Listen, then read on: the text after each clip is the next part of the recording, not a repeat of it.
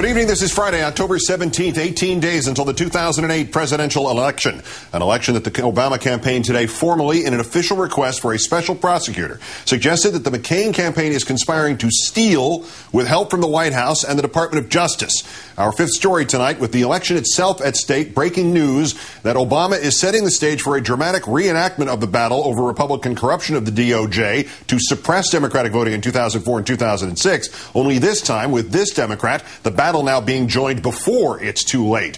It is unfolding by the hour tonight. First, two top officials at the Justice Department leaked the fact that the DOJ is seeking evidence that ACORN, a network of community groups, might be involved in a coordinated national scam to register fake voters. The background: every election, ACORN uses part-time workers to register new voters. Every election, a handful of workers rip off ACORN by making up voter names.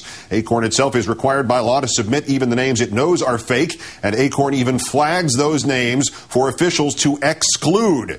And even though none of this voter registration fraud has led to significant voter fraud or fake votes cast, for the last two election cycles, Republicans from the White House down have tried to tighten voting restrictions, which often screen out poor and minority voters, that is, Democrats, by ginning up a handful of registration fraud cases as evidence of widespread fraud in voting itself. That's why several DOJ prosecutors were fired in 2006 for having rejected political pressure to pursue unfounded voting fraud cases. Special Prosecutor Nora Danahay now investigating the Bush administration's use of the DOJ in that effort. And now, less than 2 years later, this letter from the Obama campaign to the Attorney General Michael Mukasey. Today, quote, "I request that Special Prosecutor Danahay's inquiry include a review of any involvement by Justice Department and White House officials in supporting the McCain-Palin campaign and the Republican National Committee's systematic development and dissemination of unsupported spurious allegations of vote fraud." DOJ replying to Countdown tonight, quote, "We will review the letter." So, could there be any evidence that Senator McCain might be pushing hyperbolic allegations of voting fraud? And of that relationship, we need to know the full extent of Senator Obama's relationship with ACORN, who is now on the verge of maybe perpetrating one of the greatest frauds in voter history in this country, maybe destroying a fabric of democracy. Any evidence, perhaps, that Mr. Mukasey is responding to political pressure coming in, say, the last days of the campaign, when even Justice Department guidelines discourage these investigations precisely because of partisan concerns. September 16th, Assistant House Republican Whip Tom Feeney and 38 others write to Mukasey about ACORN. Last Friday, House Republican Whip Roy Blunt and 5 others write to Mukasey about ACORN. On Tuesday, Republican Senator John Cornyn writes to Mukasey about ACORN. 3 Republicans from the battleground state of Wisconsin write to Mukasey about ACORN. Yesterday, 2 senior DOJ officials revealed the ACORN investigation to the Associated Press. To quote, "They spoke on condition of anonymity because DOJ regulations forbid discussing ongoing investigations, particularly so close to an election." Today, this RNC Republican press release, quote, "The New Mexico Republican Party say they believe 28 people voted fraudulently in June. The chairman of the New Mexico Republican Party is Alan Way, the same GOP chief who asked Karl Rove in 2005 to fire New Mexico's state U.S. Attorney David Iglesias, precisely because Iglesias had refused to toe the line on pursuing bogus voter fraud claims." Rachel Maddow on the politics in a moment. First, we're joined now by the general counsel to the Obama campaign, Bob Bauer, whose letter to Attorney General Mukasey we just quoted. Thank you for your time tonight, sir. Thank you. Thank you for having me. Have we got this pretty much right here, that you're essentially raising the possibility, asking for a special prosecutor to determine whether the McCain campaign is essentially conspiring with the Republican National Committee and in what would be probably a pretty crucial illegal part with official government elements at the White House, at the Justice Department, to create this phony appearance of widespread voting fraud that lends itself to crackdowns that wind up only suppressing Democratic votes?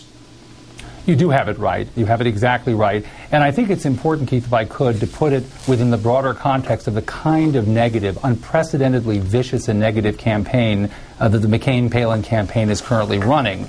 Wherever you look, at every level, you see these tactics being used. And now this toxin appears to have entered into the Justice Department not too long after the administration promised to clean up after the U.S. attorney dismissals and the scandal over the U.S. attorney dismissals. So what we're seeing here is, I'm afraid to say, evidence that on another level, yet again, along with the robocalls, along with the negative ads, along with all of these activities, these viciously negative activities, we now have legal tactics that are being used of a similarly vicious nature, and they threaten to poison the Department of Justice and the impartial administration of the law. We're asking Attorney General Mukasey, who came to the Department of Justice to clean up after the U.S. attorney scandal, to take the action necessary to remove this matter from, frankly, political hands and put them in independent hands. And you pointed out there is a special prosecutor, Nora Danahy, who could easily take this on and make it part of her expanded responsibilities. Can you, Mr. Bauer, connect the dots for me? Explain why and how crackdowns on voting fraud would reduce Democratic votes disproportionately to Republican votes. Well, there's an attempt here at all phases of this campaign to smear, and this is a smear on voters. It's an attempt to discourage people from voting, to drive them away from the polls. And there's a variety of ways that voters are discouraged and voters are subject to these smears. And as I said, you have to see it as all part of a piece. Whether it's the robocalls that even today, by the way, Republican Senator Susan Collins asked the McCain campaign to take down in the state of Maine, or the sleazy legal tactics repudiated today by unanimous Ohio Supreme Court, or the senior Justice Department officials now engage apparently in colluding for partisan political purposes in violation of department policy. At every single one of these levels, you see this behavior taking place. And so I think now with the report of these officials who, you point out, knew that what they were doing was wrong, told the reporters that what they were doing violated departmental policy, it's time for Mukasey, Attorney General Mukasey, to do what other Republicans of good conscience and independence have done, which is to repudiate this negativity and start to entrusting government to responsible people, and politics, quite frankly, kept out of it. What would the smoking gun be here, sir? Well, what you have is a newspaper article. By the way, 24 hours, less than 24 hours after John McCain thundered, as your opening showed, about vote fraud threatening the very fabric of our democracy, right thereafter, almost precisely as you would expect the Republican National Committee and the McCain-Palin campaign to plot it, lo and behold, senior department officials, admitting they were violating departmental policy, announced that an investigation of fraud was underway. This is an astonishing repeat of the kind of toxic intrusion of politics into the lawful administration of justice that we saw during the U.S. attorney scandal. We're seeing a repeat of that. Now, as I said, Attorney General Mukasey came to clean the Department of Justice out, so he has a chance to purge this toxin from the system, and the way that he would do that is to take this to Special Prosecutor Danahy.